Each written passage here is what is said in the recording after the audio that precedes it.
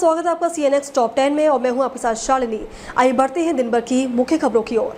बिहार कार्यक्रम में मां के अपमान पर भावुक हुए पीएम मोदी।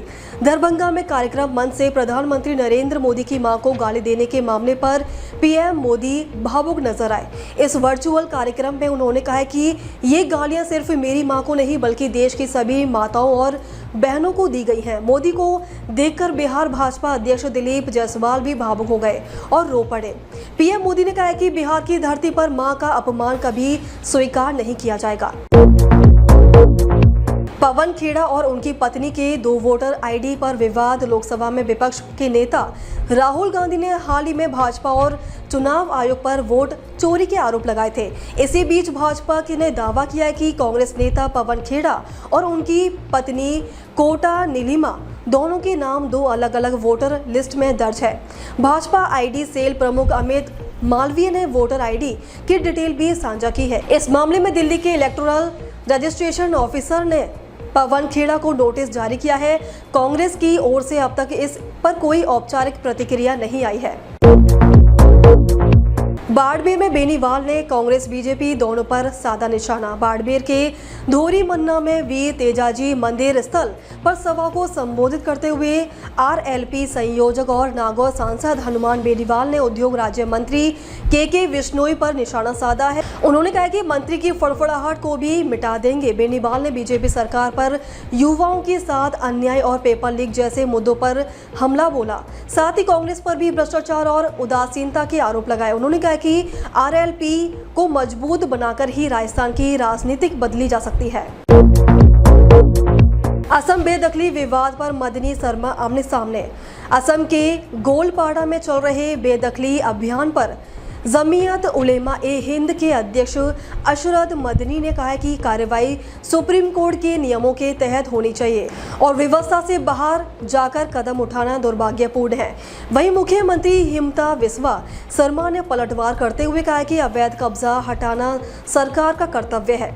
शर्मा ने मदनी के बयान को खारिज करते हुए चेतावनी दी कि अगर उन्होंने ज्यादा हस्तक्षेप किया तो कानूनी कार्रवाई की जाएगी। 2020 दिल्ली दंगों केस में 9 आरोपियों की जमानत खारिज। दिल्ली हाई कोर्ट ने 2020 दिल्ली दंगों की साजिश से जुड़े केस में उमर खालिद, शर्जील इमाम समेत 9 आरोपियों की जमानत याचिकाएं खारिज कर दी है। कोर्ट ने कहा है कि विरोध के नाम पर हिंसा अभिव्यक्ति की स्वतंत्रता नहीं है। जस्टिस रवींद्र चावला और शैलेंद्र कौर की बेंच के मुताबिक आरोप गंभीर है और पहली नजर में साजिश ने इनकी भूमिका दिखती है। फरवरी 2020 की हिंसा में 53 लोगों की मौत हुई थी और कई घायल हुए थे। सादुलपुर में होटल पर हमला, तोड़फोड़ और लूट। राजस्थान के सादुलपुर में मंगलवार देर रात होटल पर तोड़फोड़ और लूटपाट का मामला सामने आया है। पुलिस के अनुसार 4-5 युवक गाड़ी से होटल पहुंचे और शीशे तोड़े दिए।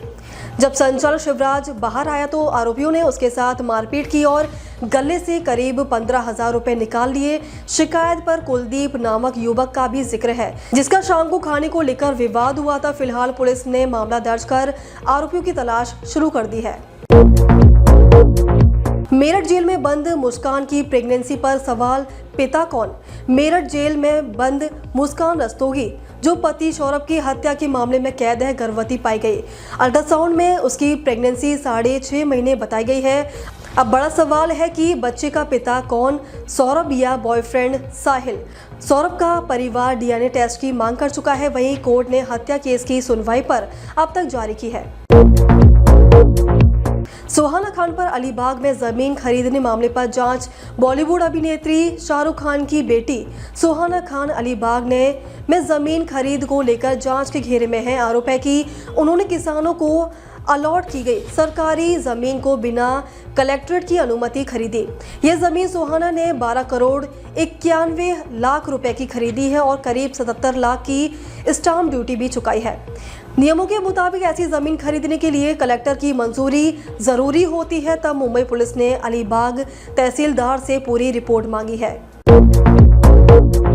बंद होगा शिल्पा शेट्टी का बेस्टियन रेस्टोरेंट। मुंबई के बांद्रा में स्थित शिल्पा शेट्टी का पॉपुलर रेस्टोरेंट बेस्टियन बंद होने जा रहा है। शिल्पा ने इंस्टाग्राम पोस्ट में इसे एक युग का अंत बताया और कहा कि यहाँ बनाई गई यादें हमेशा खास रहेंगी।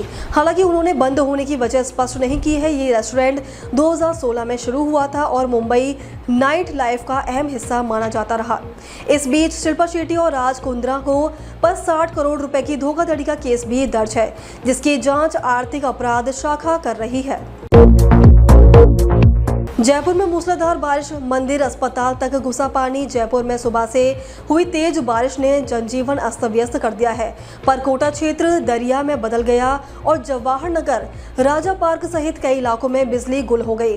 मोती डुंगरी रोड से नायला तक 4-5 फीट तक पानी भर गया, जिससे लोग कमर तक पानी में डूबे नजर आए। गलता जी के पीछे फंसे 15 से 20 लोगों को रेस्क्यू टीम में सुरक्षित निकाला, जो काले हनुमान जी मंदिर और SMS अस्पताल में भी पानी घुस गया।